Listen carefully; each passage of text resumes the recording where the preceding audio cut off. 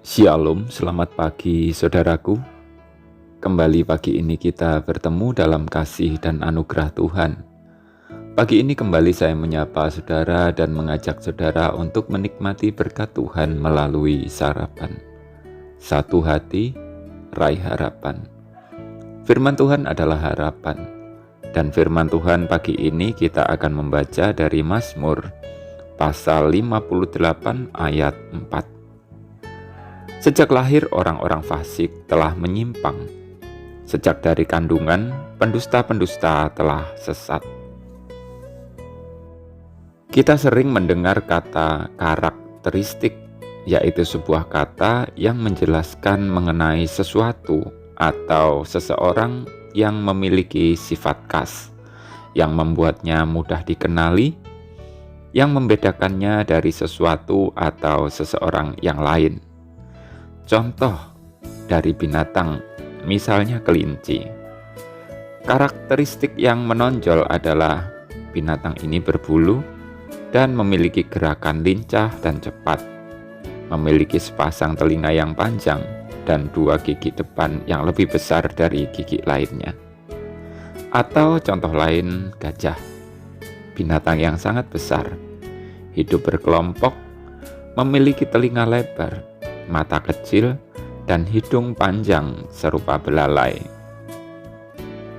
Karakteristik itu menunjukkan kekhasan yang membuatnya mudah dikenali. Hampir setiap hari saat saya ada di depan rumah, baik sedang duduk atau beraktivitas, selalu mendapat sapaan dari orang-orang yang lewat, entah mereka tetangga atau bukan. Bahkan pedagang yang lewat pun hampir pasti menyapa, "Monggo Pak." Beberapa di antaranya melakukannya sambil melempar senyuman.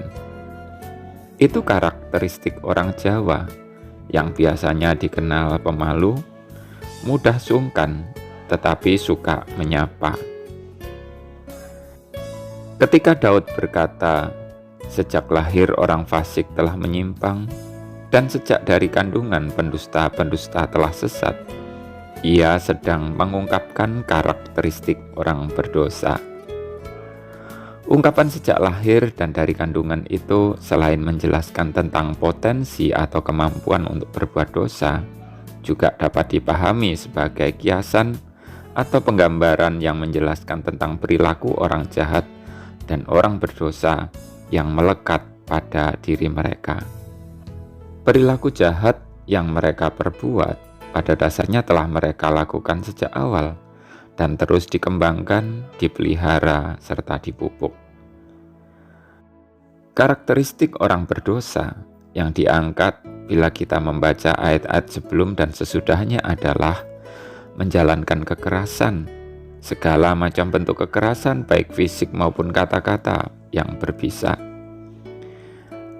Karakteristik yang lain adalah ketidakpedulian, tidak peduli pada nasihat, tidak peduli pada perasaan orang lain, bahkan tidak peduli pada ancaman sekalipun. Bicara tentang karakteristik ini, apa karakteristik yang melekat pada diri kita? Apakah karakteristik orang fasik atau karakteristik anak Tuhan?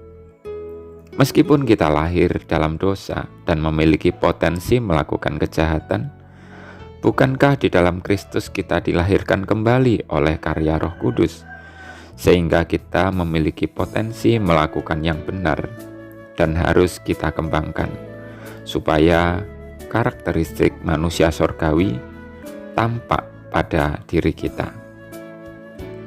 Selamat pagi saudaraku, selamat beraktivitas. Tuhan memberkati. Jangan lupa sarapan.